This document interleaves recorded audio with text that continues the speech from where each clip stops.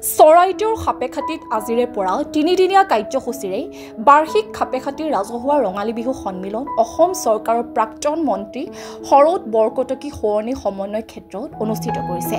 পুৱাই পতাকা উত্তোলনেৰে কাৰ্যসূচীৰ শুভাৰম্ভ কৰে উদযাপন সমিতিৰ সভাপতি প্ৰফুল্ল গগৈয়ে। স্মৃতি তৰ্পণ কৰে কাৰ্যকৰী সভাপতি প্ৰদীপ গগৈয়ে।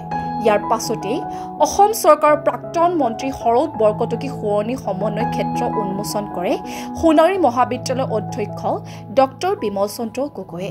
ইয়াৰ পাছতেই বিভিন্ন জাতি জনগোষ্ঠীৰ সমাহাৰেৰে এক বাৰেৰহণীয়া সাংস্কৃতিক শোভাযাত্ৰা বাহিৰ কৰে।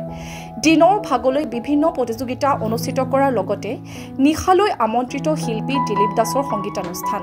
দ্বিতীয় দিনা পুৱাই ছাত্ৰ ছাত্ৰীসকলৰ মাজত বিভিন্ন প্ৰতিযোগিতা অনুষ্ঠিত কৰাৰ লগতে হুঁচৰি, চেমনীয়া বিহু, জেং বিহু আৰু বিহুৱতী প্ৰতিযোগিতা অনুষ্ঠিত কৰিব। নিশালৈ আমন্ত্ৰিত বহুতো শিল্পীৰ সমাহাৰেৰে অনুষ্ঠিত কৰিব সংগীতানুষ্ঠান। News desk report, search the reality.